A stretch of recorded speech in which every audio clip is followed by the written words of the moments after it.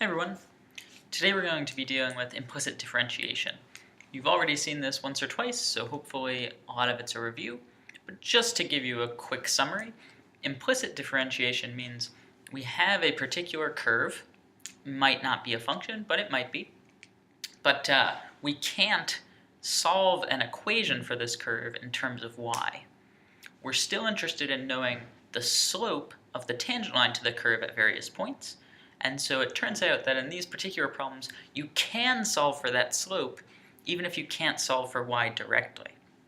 Let me give you an example of this. Suppose you had something like cosine of xy equals y. You're in a tough spot here because you can't solve this for y. You can try to, but your first step would be taking the inverse cosine of both sides and then move the y over, but you'd quickly run into some trouble there, right?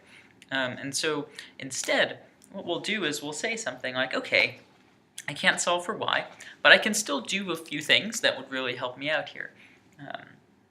The first thing I can do is just say, all right, I'm going to try to imagine what this curve looks like by finding its slope at various points.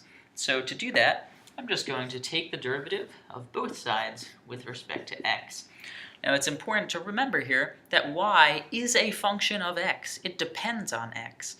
And because of that, the derivative of y is not just 1, it's actually 1 times dy dx, right? Whatever that value is. So let's do this here. Derivative of cosine xy is the derivative of cosine, which is negative sine xy, times the derivative of the inside function, in this case xy. Now xy,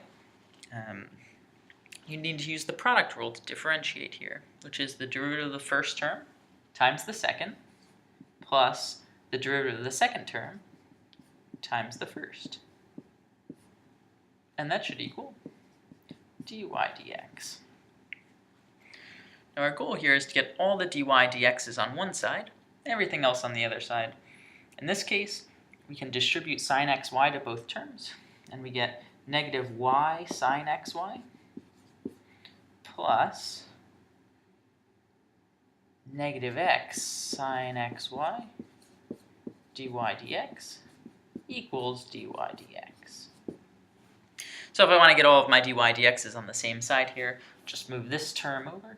We get negative y sine xy has to be equal to dy dx plus x sine xy dy dx. Now I notice that this term has a dy dx in it, and this term also has a dy dx in it. So every single term on the right-hand side contains dy dx, which means to solve this for dy dx, I can factor out dy dx, and then divide both sides by the remaining piece here. So the left-hand side will stay the same for right now, and on the right-hand side I'll get dy dx times, well, let's see, dy dx times 1 has to be dy dx, and dy dx times x sine xy has to be x sine xy dy dx. Great. And then to solve for this, we'll just divide by this piece. And for my final answer, I'll have dy dx is equal to negative y sine xy divided by 1 plus x sine xy. Okay. And there's my answer. Now, there are occasionally other things that could happen in these particular cases. For instance, I could have said not just find dy dx, but I could have said something like, what is the slope of the tangent line when x equals 0? To do that, I can just plug in x equals 0 here, but I might occasionally also need to know what y is when x is equal to 0. You'll notice I have some y's here, so let's figure this out. If I wanted to know when x equals 0, I'll just plug 0 in here. So if I'm interested in x equals 0, that means cosine of 0 has to be y, and cosine of 0 is just 1, so y is 1. So down here, I can plug in my 1 for my y's, and my 0's for my x's, and see what ends up happening. And if I do that, this is negative 1 times sine of 0, which is 0. This is 1 plus 0 times sign of 0 again, which is 0, so this is just going to be equal to 0. So dy dx, when x is 0, is just 0. Okay. And this is the structure that any kind of implicit differentiation problem will have. It will start off with some function not just written in terms of y, and you'll be asked to find the slope of the tangent line at various points. Occasionally you'll be asked to find the entire equation for the tangent line. And so let's do a problem like that. So let's say we have x cubed y plus y squared has to be equal to x plus y. Okay. So let's say that we wanted to solve this one, and I want to find the equation of the tangent line. Equation of the tangent line.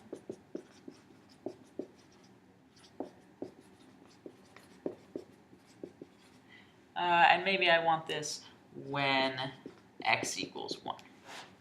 Great.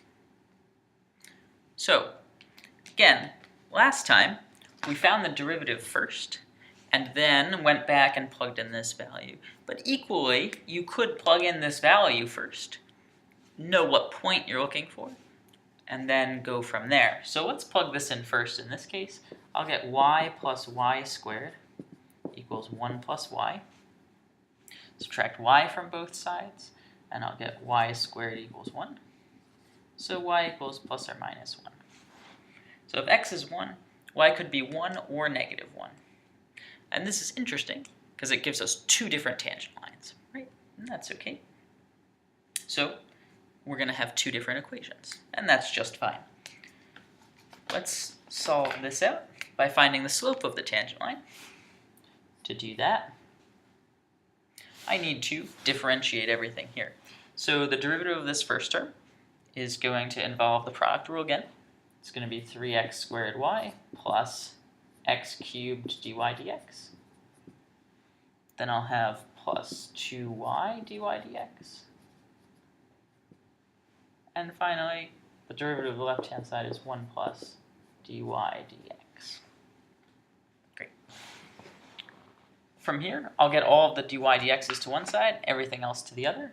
So I'll have x cubed dy dx plus 2y dy dx minus dy dx.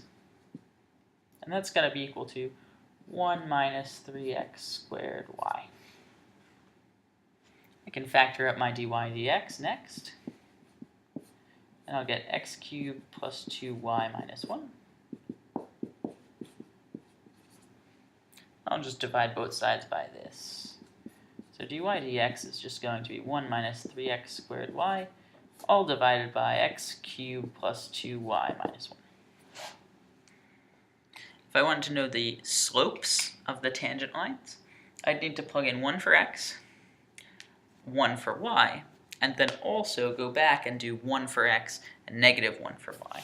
So I'm going to get two different slopes here. The first one is dy dx at the point 1, 1. If I plug in 1 for both x and y, my numerator is negative 2. My denominator is 1 plus 2 minus 1, which is 1. So my slope's negative 2. That would make my equation for the tangent line y minus 1 equals negative 2 x minus 1. If I wanted to find the derivative at the point 1, negative 1,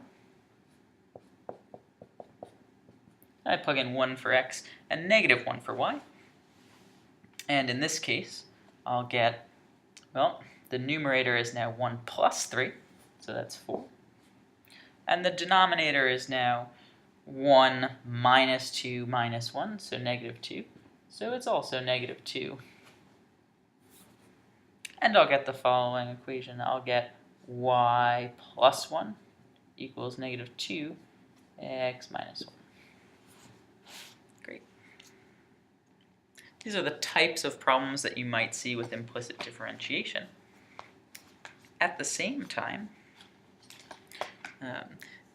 equations like this one, we've already got dy dx, is the equation of it's called a differential equation, because you have a differential right here, and it's equal to something else. Differential equations are also very important to study and consider. So even though it's not quite implicit differentiation, because I'm not going to start with something like this, I'm going to include in here one example of a differential equation and how we might go about solving it, thinking about it, both geometrically and algebraically. So let's say we had the following differential equation. dy dx is equal to, how about we say x squared y plus y. Say we have something like this. Well, I don't know what this looks like, but I do know the slopes at any given point. Right? And so what I can do is draw a nice picture for myself, and I'll put a little dot at each coordinate where there are integer values for x and y. So we can just do this. Nice ton of dots that we'll get. And you can make however many dots you want to. I'm just going to make a few here. And we'll see what the slopes look like. So the slopes for the particular equation, let's say y is equal to 0. That means I'm on the x-axis. Well, if y is equal to 0, I get 0 plus 0. Every slope on the y-axis is just 0. Use these little red lines to denote the slope at various points. Let's say x is equal to 0, so that's just the y-axis. Then the slope would just be y. So the slope at 0, 1 would be 1, at 0, 2 it would be 2, at 0, 3 it would be 3. It would just keep getting steeper. And same thing here, it'd be -1, and then -2, and then -3, and then -4. Just get steeper and steeper and steeper. At the point 1, 1, I'd have a slope of 2. At the point 1, 2, I'd have a slope of 3, and 4, and 5. Right? Be getting some big slopes here. Sorry, did I say 1, 2 had a slope of 3? I meant it had a slope of 4. It's a slope of 4. But I can just start seeing patterns here, right? It's going to get steeper as I go up. It's going to get steeper as I go to the right. Let's see what happens as I go to the left here. So if x is -1, well, because it's x squared, it's going to look like exactly the same thing as if x happened to be 1. They're going to just get steeper and steeper, and even steeper and steeper and steeper here, and super steep. If y starts becoming negative, then we'll get some more interesting things here. So let's see, if x is 1 and y is -1, then I'll get -2. If x is 1 and y is -2, I'll get -4. And so these are just going to get super steep and negative, because this term will be negative, this term will also be negative. They'll get steep really quickly. Again, if x is negative, it's the same thing for the slope as if x was positive, because this is x squared. So these slopes are all going to be the same as their mirror images across the x-axis. So we get some super steep things happening. And if we wanted to try to sketch in a curve here that fits this particular model, well, you can pick any starting point you like. Maybe you really like this starting point. And we know that whatever curve we have here has to be tangent to this red line at this particular point. So it might look something like this. But then as we move to the right, the steepness kind of continues going. It continues getting steeper. As we move to the left, we're getting closer and closer to the 0 value for y, so we're kind of dying out here. And it looks something like this, something that's growing pretty quickly. Okay. Now you might look at this and not be quite sure what the equation of that function is, but that's okay, because we can tackle this algebraically as well if we really wanted to. So let's do that. Let's try to solve this differential equation. Ideally, it should look something that grows super fast, right? So maybe an exponential is what we're thinking. And let's see what happens. You notice that the right-hand side has y in every term, so we can factor that out. And our goal would be to get y with dy dx, because everything with y should be on one side, everything without y can be on the other side. So dy dx is equal to y times x squared plus 1. That means 1 over y times dy dx is equal to x squared plus 1. Now if I wanted to solve this for y, since I have a dy dx in there, you get rid of derivatives by integrating. So I'll integrate both sides here. And I need to integrate both sides with respect to the same variable. Otherwise, I'm doing different things to each side of the equation. So I'll integrate both with respect to x, because otherwise I can't integrate the right-hand side here. You'll notice that dy dx and dx, whoop, they just cancel out. I get the integral of 1 over y dy. And on the right-hand side, I'll get the integral of x squared plus 1 dx. And I could go ahead and integrate these. The integral of 1 over y is the natural log of y. We're going to assume y is positive here. Of course, plus c also comes along. But because I get a plus c here and a plus c here, I'm just going to combine them into one big constant on the right-hand side. This guy over here will be 1/3 x cubed plus x plus a big C.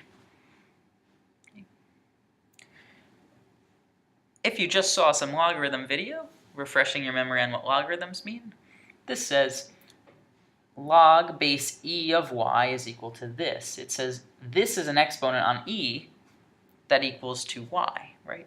E, our base, raised to this power is equal to y. So y is equal to e to the 1/3 x cubed plus x plus c. And by properties of exponents, you know that when you're adding exponents together, you're multiplying the same base raised to that power. So generally, rather than writing the plus c in the exponent, we'll multiply by e to the power of c. And e to the power of c is just going to be some other constant. So I can write that as a large capital C. And this might be the solution to our differential equation. And this is super good because we had a feeling that it might be exponential because of how quickly it was growing. Turns out it is exponential. Awesome. So this has been a quick refresher on implicit differentiation and its connection to slope fields, differential equations, and the like. Hopefully you found it very helpful. If you have any other questions, feel free to reach out and ask. Great.